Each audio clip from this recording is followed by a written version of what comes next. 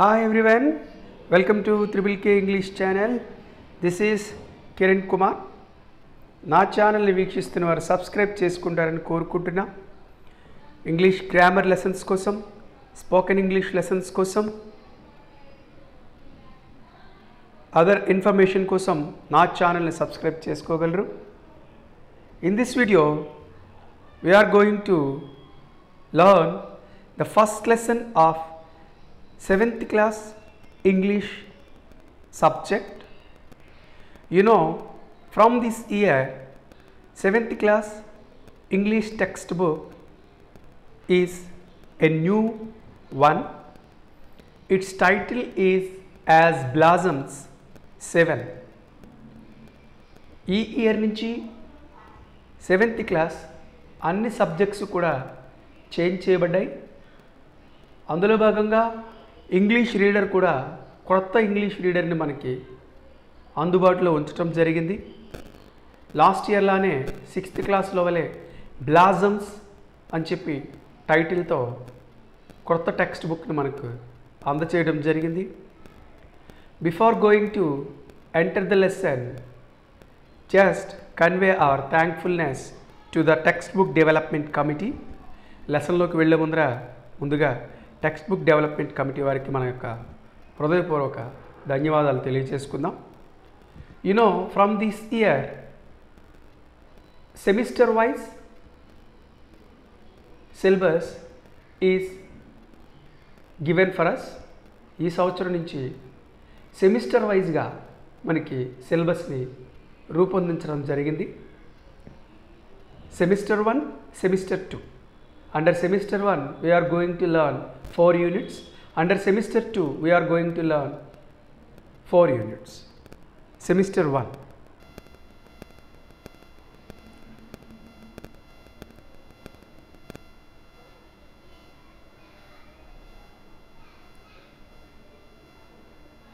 Yes, semester 1. Under semester 1 we are learning these 4 units. My Painted House, My Friendly Chicken and Me. Second unit, The Turning Point. Third unit, A Journey Through the Hills and Valleys. Fourth unit, The Brave Little Bowman. The Brave Little Bowman. These are the 4 units which will be covered under semester 1. ఈ 4 యూనిట్స్ని semester 1లో మనము నేర్చుకుంటాం. Yes, in each unit we are going to learn listening and speaking, reading comprehension, grammatical awareness, vocabulary, creative writing. Yes, in every unit we are going to learn these discourses. Yes, in each unit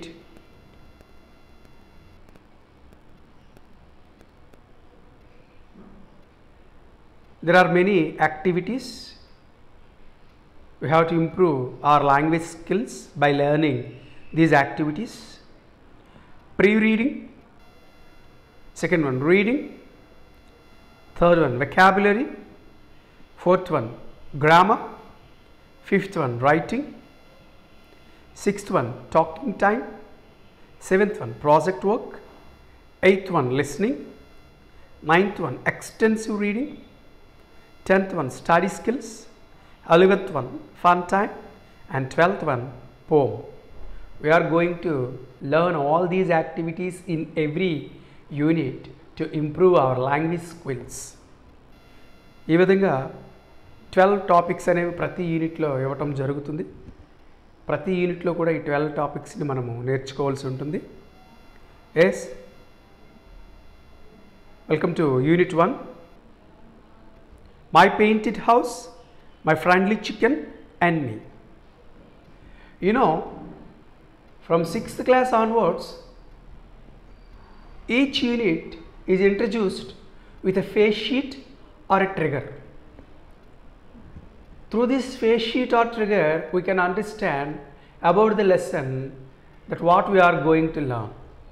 ఈ face sheet లేదా trigger ద్వారా మనం నేర్చుకోబోయేటువంటి పాఠ్యాంశం ఏంటి అనేది మనకి స్పష్టంగా తెలుస్తుంది.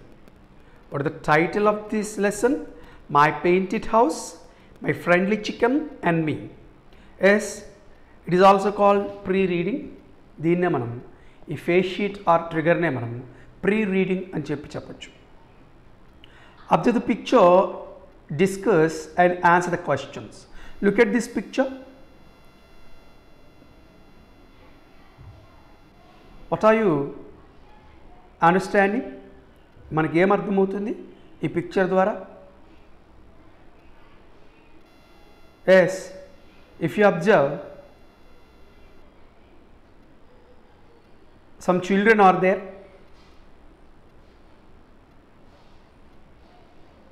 Cows, cattle, goat, sheep, pig, and some pet animals also there along with hen. Some children are collecting eggs and another child collecting milk from the cow, and another child feeding the cat, and another child feeding the goats and a dog. A child is fetching water. In this way we can understand about this picture. ఇక్కడ చాలామంది పిల్లలు ఉన్నారు. ఆవులు ఉన్నాయి, గొర్రె, మేక, ఇలా కొన్ని పెట్ యానిమల్స్ అనేవి ఉన్నాయి. పిల్లలు చాలా బిజీగా ఉన్నారు. కొంతమంది ఏమో ఆవు దగ్గర పాలు పితుకుతున్నారు, కొంతమంది పిల్లలు ఏమో చికెన్ యొక్క ఎగ్స్ కలెక్ట్ చేస్తున్నారు, హెన్స్ యొక్క ఎగ్స్ కలెక్ట్ చేస్తున్నారు. ఒక అమ్మాయి ఏమో పిల్లికి పాలు పోస్తుంది, ఇంకొక అబ్బాయి ఏమో మేకకి ఆహారం తినిపిస్తూ ఉన్నాడు, ఒక అమ్మాయి ఏమో నీళ్లు తెస్తూ ఉంది. ఇలా ఈ పిక్చర్ గురించి మనం అర్థం చేసుకోవచ్చు. Yes, where are the children? Answer the first question, where are the children? The children are spending happily in their own backyard. ఒక పెరడు భాగంలో వీళ్ళు ఉన్నారని చెప్పచ్చు. Is it a village or a town? Why? This situation is in a village. ఒక గ్రామంలో ఇదంతా జరుగుతుందని మనం చెప్పచ్చు. It is not a town because such situation does not take place in town. పట్టణాల్లో ఈ విధంగా ఉండదని మనం చెప్పచ్చు. What are the boys looking at? What are the boys looking at? Yes,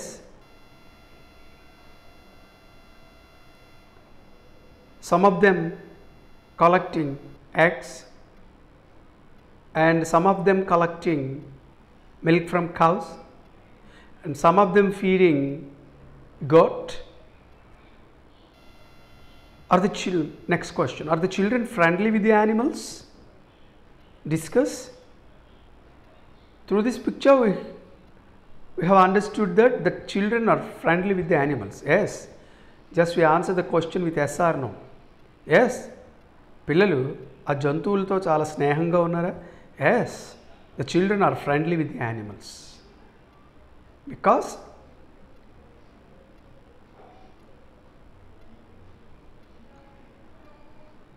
they are enjoying themselves by behaving with them politely.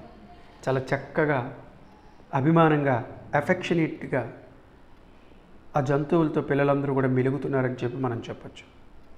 What are the children doing? What are the children doing? Yes, we have just discussed. A girl is fetching water and someone is collecting milk and someone is collecting eggs. A girl is feeding the cat and a boy is feeding a goat. Yes, in this way we have understood about this picture. ఈ విధంగా ఈ picture గురించి మనం అర్థం చేసుకోవచ్చు. Yes, now let us read about an 8-year-old girl who lives in a painted village in South Africa with her mother, her aunts, her mischievous younger brother and her best friend, a chicken. Now we are going to learn a lesson In this lesson, we are going to know about a girl who is 8-year-old. She lives in a painted village in South Africa along with her mother, her aunts and her mischievous younger brother and her best friend a chicken. ఇప్పుడు మనం ఒక పాఠ్యాంశాన్ని నేర్చుకోబోతున్నాం. ఈ పాఠ్యాంశంలో 8 సంవత్సరాల అమ్మాయి గురించి తెలుసుకుంటున్నాం. ఆమె అందమైనటువంటి గ్రామంలో, సౌత్ ఆఫ్రికా దేశంలో ఉండేటువంటి ఒక అందమైన గ్రామంలో తన తల్లి, తన అత్తలు, పిన్నమ్మలు, అల్లరి చేసేటువంటి చిన్న తమ్ముడు, తనకి ఎంతో ఇష్టమైనటువంటి స్నేహితురాలు కోడిపిల్ల, ఏ చికెన్, కోడిపిల్ల తన యొక్క స్నేహితురాలు. దీని గురించి ఇప్పుడు మనం తెలుసుకోబోతున్నాం.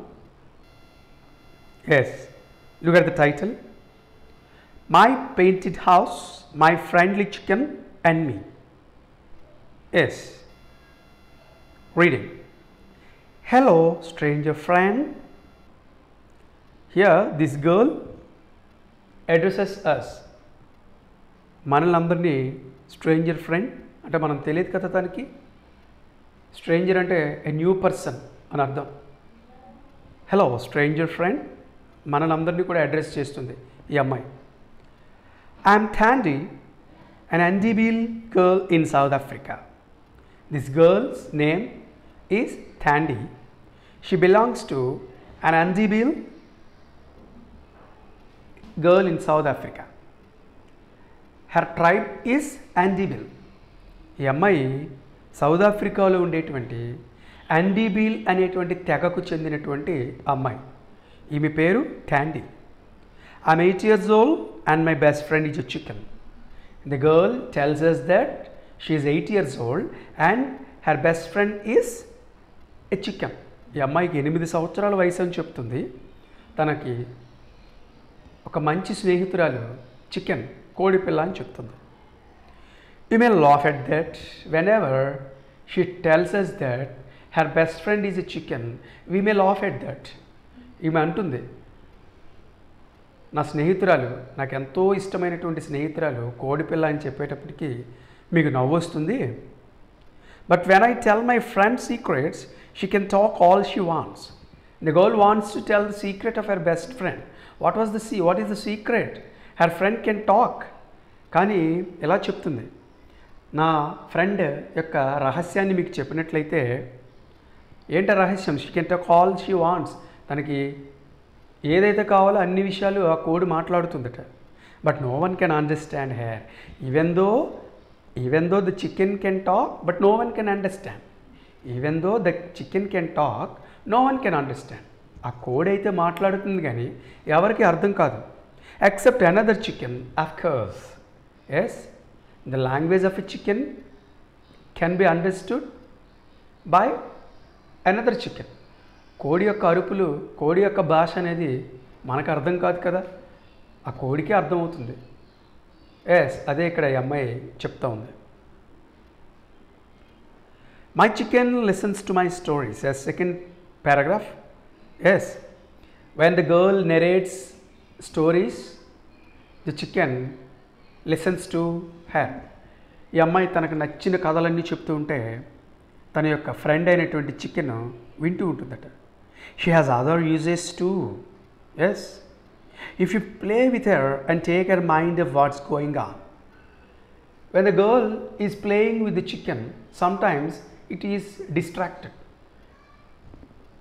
థాండీ ఆ కోడితో ఆడుతూ ఉంటే కొన్నిసార్లు ఆ కోడి ఏం జరుగుతుందో పట్టించుకోకపోతే you can very quickly snatch a feather or two when she is distracted. When the chicken is distracted, we can snatch a feather or two. ఎప్పుడైతే ఈ కోడి పట్టించుకోకుండా ఉంటే దాన్ని పట్టుకున్నప్పుడు ఆ కోడి యొక్క ఫెదర్, ఆ కోడి యొక్క వెంట్రుకలు అని చెప్పేసి మనం చెప్తాం, ఫెదర్స్ అని చెప్పేసి చెప్తాం. అవి ఫెదర్ ఆర్ టూ దాన్ని పట్టుకుంటే దాని శరీరంలో వెళ్ళిపోతుంటే దాన్ని పట్టుకుంటే ఆ కోడికి ఉండేటువంటి, కోడి శరీరంలో ఉండేటువంటి ఫెదర్స్, కోడి ఈకలు అంటాం, 1 లేదా 2 మన చేతిలోకి వస్తాయట. She doesn't notice, but the chicken doesn't notice and the feathers will come in handy later, of course. But the chicken does not notice. ఏం జరుగుతుందనేది ఆ కోడి పట్టించుకోదట. ఎప్పుడైతే దాన్ని గట్టిగా పట్టుకొని లాగామో ఆ ఫెదర్స్ మన చేతిలోకి వస్తాయట తరువాత. Next, I have two hopes. Tandy has two hopes. టాండీకి రెండు ఆశలు ఉన్నాయి. One is my name. The first hope is about her name, Tandy, which means hope in my language. There is a meaning for her name in their language. Tandy means hope. వారి భాషలో టాండీ అంటే hope, ఆశ, Dzire అని చెప్పి అర్థమట. All children are a hope for their families. Yes, really. As your children are the hope of your parents. మీరున్నారు పిల్లలు, మీ తల్లిదండ్రులకు మీరంటే ఎంతో ఆశ. అదేవిధంగా అందరి పిల్లలు కూడా, అందరి పిల్లలంటే వాళ్ళ తల్లిదండ్రులకు ఎంతో ఆశ. And many Andibeel girls are named Hope. Yes, earlier we discussed that she belonged to Andibeel tribe in South Africa. ఆమె సౌత్ ఆఫ్రికాలో ఉండేటువంటి Andibeel అనేటువంటి తెగకు చెందిన అమ్మాయి అని చెప్పి చెప్పుకున్నాం. And many Andibeel girls are named Hope. Maximum ఈ Andibeel గర్ల్స్ అందరూ కూడా ఎలాంటి పేర్లనే కలిగి ఉంటారు. If you like you can call yourself Hope too in secret, of course. Yes, everyone wants to make our name as a Hope. ఆ అమ్మాయి పేరుకి అర్థం హోప్, ఆశ అని అర్థం. ఈ తెగకు చెందిన వారు అందరి పేర్లు అలాగే ఉంటాయట. The speaker tells us, if we want to make ourselves, our name as hope, in secret we can make it. ఈ స్పీకర్ మనతో చెప్తుంది. Who is the speaker? Thandi. ఈ అమ్మాయి మనతో చెప్తుంది, మా పేరుకి ఆశ అని అర్థం. కావాలంటే మీ పేరును కూడా మీరు అలా గొప్ప ఆశ కలిగిన పేరుగా చేసుకోవచ్చు రహస్యంగా అని చెప్పి చెప్తుంది. Especially if you are a boy, of course. And she mentions that especially if we are boys, of course. ముఖ్యంగా మనము అబ్బాయిలైనట్లయితే ఇంకా కూడా మనము అలా మన పేరుని ఆశ కలిగినట్లుగా చేసుకోవచ్చు. The other hope I have is that at the end of this book I can say goodbye friend, not goodbye stranger friend. Another hope of the speaker is that she would wish us at the end of the lesson goodbye friend instead of goodbye stranger friend. Yes, if you look at the introduction of the lesson, this girl addresses us hello stranger friend. ఇక్కడ చూడండి, ప్రారంభంలో మనం ఎవరో ఆమెకు తెలియదు కాబట్టి hello stranger friend, ఒక కొత్త స్నేహితుడా లేదా కొత్త స్నేహితురాలా అని చెప్పి ఆమె చెప్పింది. ఈమెకు ఉన్నటువంటి రెండవ కోరిక ఏంటంటే ఈ పాఠం చివరిలో మనము తనకి కొత్త స్నేహితుడిగా కొత్త స్నేహితురాలుగా ఉండకూడదట. మనం ఒక పాత స్నేహితుడు ఒక పాత స్నేహితురాలుగా తనతో కలిసిపోయేటట్టుగా ఉండాలి. అందుకే పాఠం చివరిలో గుడ్ బై ఫ్రెండ్ అని నేను అనాలి. అంటే తను చెప్పినటువంటి విషయాన్ని మనం చాలా జాగ్రత్తగా క్షుణ్ణంగా తెలుసుకోవాలని తన యొక్క ఆశ. Yes, in this way she narrated about her two hopes. Yes, I don't know why, but Andibeel people do not call anything beautiful. She narrates that the people of her tribe do not call anything beautiful, but she does not the reason particularly. వారి తెగకు చెందిన ప్రజలు దేనిని కూడా అందంగా ఉంది అనరట, కానీ దానికి కారణం ఏంటో ఆ పాపకి తెలియదట. Even that the best thing is described as good. If any best thing has been arrive, they do not call it beautiful. అద్భుతమైనటువంటి విషయం, చక్కనైనటువంటి విషయం, మంచి అయినటువంటి విషయం కూడా అక్కడ వివరించబడినప్పటికీ వారి తెగవారు అందంగా ఉంది, బాగుంది అనరట. కానీ అమ్మాయికి దానికి సంబంధించినటువంటి కారణం తెలియదు. All Andibeel women paint their houses and I want you to know stranger friend, no one's house is as good as my mother's. Yes. The women who belong to Andibil paint their house, and the girl wants us to know, still we are her stranger friends.